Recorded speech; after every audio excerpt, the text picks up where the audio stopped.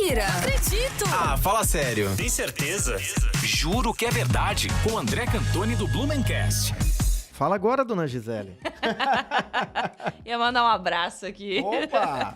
Mandar um bom dia pro pessoal lá do Rádio Clube da Véia, que tá sempre conectado aqui com a gente e tá mandando um bom dia. Então, bom dia pra todos vocês também. Legal. E agora a gente vai, juro que é verdade. André Cantoni tá aqui com a gente, já foi anunciado antes. Seja bem-vindo, Cantoni. Bom dia, Gi. Bom dia, Belmiro. Bom dia pro Heinz, pra toda a galera ligada aí em 106.3. Vamos mudar um pouco de assunto, então, né? Vamos dar uma oxigenada nesses temas aí, já que a gente, passou por alguns meses aí trazendo a série de ex-prefeitos. Foi muito legal, repercutiu muito bem, né? Galera comentando, falando que não conhecia os ex-prefeitos. Então a gente fica muito feliz de poder contribuir um pouco aí com a cultura da cidade, né? Porque as pessoas gostam muito e Blumenau tem uma história muito bem preservada e a gente gosta de trazer, né? E foi muito legal saber o que cada prefeito fez na sua gestão, né? As situações que eles passaram, porque chegaram, porque saíram e principalmente o que deixaram de legado. Exato. Então quem não assistiu, vai lá no YouTube, tá tudo certinho lá nos nossos cortes para que você possa rever, estudar um pouquinho e saber quem foram esses prefeitos da nossa cidade, né? Inclusive as placas de rua, né, Gi? Que foi um verdadeiro quiz aqui, né? É verdade. Muita gente... Se você não sabia onde é que ficava, vai ficar sabendo. Muita gente mora ou trabalha ou passa por várias ruas que tem nome de ex-prefeitos e nem se dava conta, né? Então isso também é bacana. A gente, às vezes, tá muito próximo de coisas, né, que fazem parte da história de Blumenau e nem se dá conta de quem eram essas placas de rua, né? Exato. Antes de virarem placas de rua, Vira né? só um nome, só a placa de rua de fato, mas era realmente alguém que tinha certa relevância aqui na nossa cidade, no estado. E falar em placa de rua, hoje eu vou trazer então um outro tema que que as pessoas gostam muito, que são os casarões de Blumenau, os casarões antigos, né? Adoro. Então quando a gente fala aí de casarão Sartleben, talvez as pessoas não conheçam, né, por esse nome. Mas se a gente falar, aquele casarão azul no começo da Rua 15, perto da Câmara de Vereadores, que infelizmente está quase caindo, as pessoas já começam a entender, né, onde que fica, se localizar. Sim, lembro e tudo mais, né? E por que eu falei sobre placa de rua? Porque o proprietário, né, junto com a sua esposa, ele tem um nome de rua aqui na transversal da Antônio da Veiga, que é o Luiz Sartleben. A rua dele ali fica no antigo, aquela rua bem pequenininha, acho que até sem saída ali do antigo Hotel Estevão, né? Então ali fica a rua Luiz Sartleben, né?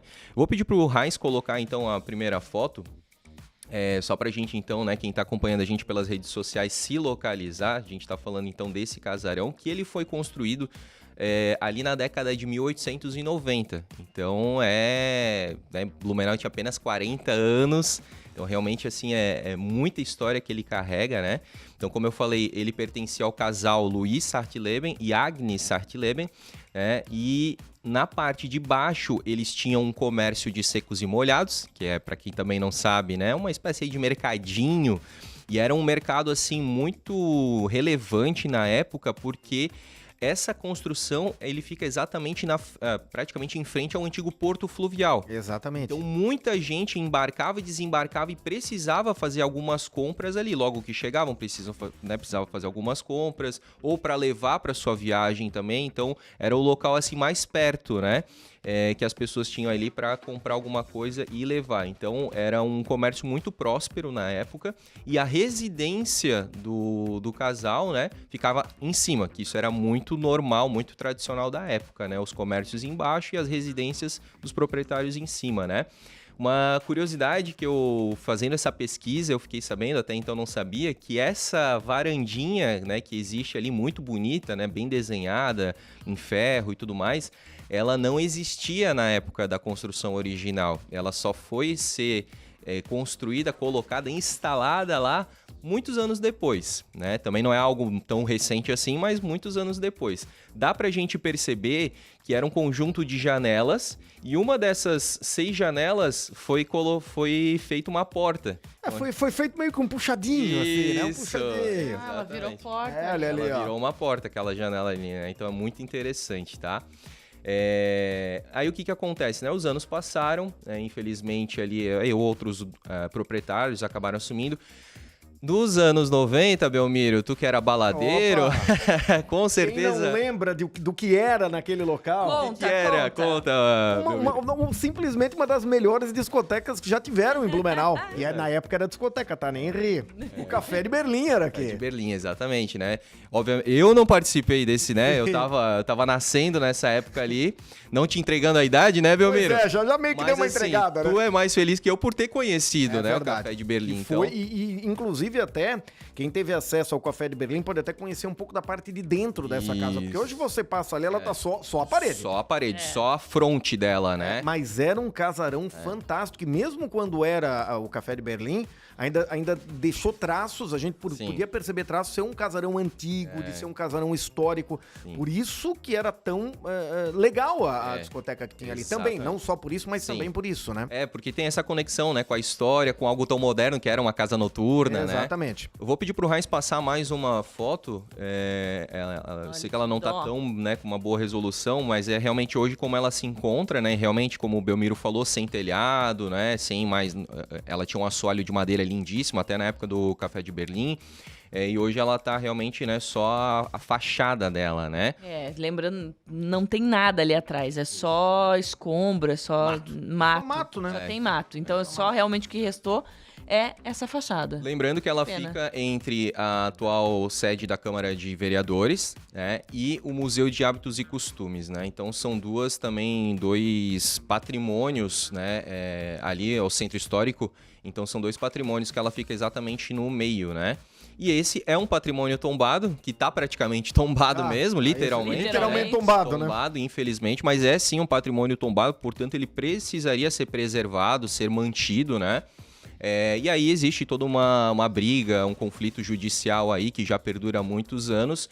E a última decisão judicial que a gente teve, né, acesso aí às informações foi de 2019, onde o Tribunal de Justiça de Santa Catarina permitiu que houvesse essa demolição interna do casarão, mas desde que se mantivesse à frente, para que o atual proprietário pudesse construir, era o projeto ali de se construir um prédio, né, no terreno da casa. Eu vou pedir então para o Raiz passar a próxima foto, só para a gente então poder ter uma ideia de como era esse projeto. Então, a casa, né, se preservaria aqui a fachada, obviamente que eles teriam que fazer um novo telhado e o prédio ficaria atrás. Esse prédio ele teria 7 andares, 7 pavimentos, ele teria aí em torno de 14 apartamentos naquele estilo estúdio, né, com 40 metros quadrados. Até para um estúdio é bastante, né? 40 metros quadrados. Uhum. Ele teria aí também uma espécie de coworking com 12 salas, né? Para trabalho, uma cafeteria, um mezanino e 20 vagas no subsolo de estacionamento, tá? Então, esse aqui era o projeto, né? A parte, então, né, que permitia de derrubar foi feita, então a casa foi derrubada, mas o projeto também não foi tocado em frente, né, o prédio não foi feito, acredito que, claro que eu sei que divide opiniões, né, mas do jeito que tá também tá feio, então talvez trouxesse aí uma vida pro centro histórico ter um prédio, né, um residencial, enfim, como esse. Acho que tem outras fotos, Heinz, também, se conseguir colocar. Aqui um pouco mais distante, né? Só pra gente ter um pouco mais de ideia de dimensionamento ali. A gente vê que atrás já fica a Rua das Palmeiras, né?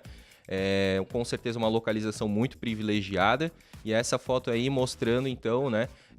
De um lado o casarão com a fachada e o prédio atrás, e aqui somente o prédio pra gente ter uma ideia, né, também da dimensão dele, né? Seria o contraste entre o antigo, preservado, e o moderno, né? É uma pena que deixaram chegar nesse ponto da forma como tá, porque isso ali até inclusive teve uma época que eles colocaram um cordão de isolamento ali. Verdade, tava caindo. Perigando cair aquilo ali. Não sei se ainda tá, penso que não, se não teria o cordão de isolamento ali ainda. Mas é uma vergonha aquilo ali, né? A gente, na entrada da cidade, nossa entrada é tão bonita. Claro, tem o esqueleto lá do América que já faz parte do visual, né? A gente já tá acostumado. Já até neutralizamos, infelizmente. A gente meio que passa e não dá bola, assim, né? Mas aquilo ali realmente é uma marca triste pra história da cidade. É uma pena, né, Belmiro? Porque à esquerda a gente então tem esse casarão que ele chama atenção por só realmente ter a fachada, né? Então ele Ele é bonito porque ele é histórico, mas acaba sendo feio porque está abandonado. E à direita já a questão ali do América, né? Que felizmente ainda tem 2 árvores bem altas ali que acaba disfarçando um pouco, né? Aquele esqueleto, como tu bem falou, né? E assim, infelizmente, existem outros casarões, mas quero aproveitar até para deixar, assim, tentar fazer sei lá, como é que eu vou dizer assim... Uma ligação? Uma ligação para as pessoas, assim, porque às vezes as pessoas falam também que isso é culpa só do poder público, mas tem que entender que esses casarões pertencem à iniciativa privada, a alguém, né, a um proprietário. Então, assim, claro, existem leis que incentivam, como a própria lei ali de tombamento, né, e aí também divide opiniões, é pouco incentivo ou não.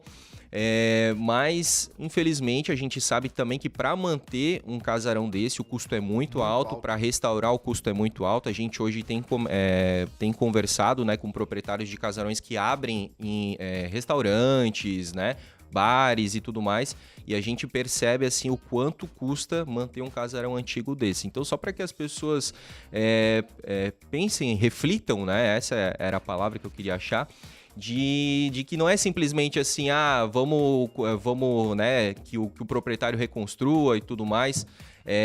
Realmente existe uma série de fatores que às vezes impedem que esses casarões sejam mantidos, né? Não é tão fácil, tão simples assim, né? Só quem tá com a propriedade em mãos sabe o quanto que é. E claro, muitas vezes ainda é alvo de disputa de inventário, uma série de histórias ali, né, da família. Então, um pouco das justificativas, né, que a gente percebe que são trazidas por esses proprietários, né? Talvez alguma situação aí que envolva o poder público mesmo, que dê mais benefícios, porque é só o que a gente acompanhou o restauro, e a gente falou sobre isso agora há pouco lá da Igreja do Espírito Santo. Claro, a gente não pode fazer a comparação. Sim, até porque ali é uma questão de comunidade, né? Tem a questão... Mas eu digo assim, eu tô falando mais na questão do seguinte, quando você pega um casarão desses antigos, não é como manter a nossa casa, sabe? A gente comentou antes da reforma, do restauro lá da igreja. Lá é um restauro, é tudo muito mais caro, é diferente de você fazer uma reforma no banheiro da sua casa. Tu trocar um tijolinho maciço por tijolo de 6 furos, né? Então. Até porque essas obras de restauração, que não são reforma, é diferente, é restauração, você tem que seguir vários princípios, várias técnicas que eram usadas até antigamente para ter o que era o original. Então você não pode simplesmente chegar ali e passar uma argamassa, botar outro tijolo, não é assim. Meter um cimentinho. Tem todo um estudo para viabilizar, deixar como era realmente na construção, né? As próprias equipes contratadas são especializadas em restauro. Ou seja, uma mão de obra muito mais cara. Muito mais cara, e você não consegue encontrar assim a todo momento. Às vezes elas estão colocadas, né, alocadas em outras obras também de restauro. E a gente pode usar o exemplo da antiga sede dos Correios ali na Alameda Rio Branco, que também praticamente hoje, né, tá só o frontão ali, e há muito tempo já tá daquela forma parada, e aí sim, talvez, né, tenha uma maior parte aí de culpa o poder público, porque pelo que a gente pesquisou, andou sabendo, tem muitos documentos necessários que, até do Estado, né, que inviabilizaram a continuidade daquela obra. Aquela obra praticamente tá parada, ou há muito tempo não se tem aí uma evolução, né, considerável no visual. Então, aquele caso ali daquele prédio, né, da antiga sede dos Correios ali, para quem não tá lembrado, também foi o Alameda 40, né? Na frente do antigo Cine Bush, né? Perfeito. É isso aí. Desculpa, Sim. Pode falar. Não, e aí aquele caso ali é de restauro, e a gente percebe o quanto demora e o quanto é caro pro restauro, né? Então aqui também seria o mesmo caso. Vocês sabiam onde é que era rapidamente o Dr. Hermann? Não. Dr. Hermann? O Dr. Hermann tinha a Café de Berlim. O Dr. Hermann, que funcionou na época do Café de Berlim, era exatamente onde hoje é a entrada da Câmara de Vereadores de Blumenau. Foi talvez um dos primeiros pubs, meio que londrino, um negócio diferente aqui da cidade de Blumenau. Dr. Hermann. Cara, turma dar uma pesquisada aí. Legal, vou pesquisar sim. Eu tava confirmando aqui com um amigo E, de fato, o Márcio, sabe quem que era sócio do... O Márcio Volkmann, exatamente. Era sócio do Café Eu lembro que ele Berlim. contou no Blumencast. Sim. Eu acho que o Pedro Ehring Bell também, né? Também era. E foi uma mudança gigantesca aqui na noite da Barros, cidade. Pedro Bell, Paulinho Albuquerque, depois de um tempo, então, é que ele e os sócios ali... Enfim, Que legal. Enfim, Um abraço pro Márcio. também. Abraço, Márcio. Tem uma mensagem aqui pra você do nosso ouvinte. O Chilita perguntou se você... Pediu pra perguntar pra você se a massinha do Vaz é a melhor. Foi final de semana ali, é sensacional, tá? Meu Deus, tem mais de 15, 20 sabores, é impressionante a qualidade da massinha. Eu tô viciado em massinha. Ela passou o meu ranking, né? Porque o meu top 1 era Cuca. E ela conseguiu passar, cara. Agora eu tô viciado e eu tô indo em todas as padarias de Blumenau pra ver esse ranking das macias. Eu sou viciada em massinha. Eu não compro e não passo perto, porque senão eu não vou... É verdade, não dá pra resistir. Vai o regime embora. Não, e tem um ranking, né? Avaliação, essa massa, né? A textura. A crocância da farofa. É isso aí. Vamos entender. É todo um sommelier de massinha, Isso. gente. Vamos Muito embora, bem, gente? vamos. André, obrigada por estar aqui mais uma segunda-feira com a gente. Valeu, Até a próxima. Até a próxima. Valeu. Jornal da Mix. Oferecimento. Toyota agora é Barigui Tarpan, a sua concessionária Toyota para Blumenau e Rio do Sul. E Rede Cooper 80 anos. É nos encontros que a vida acontece. Mix!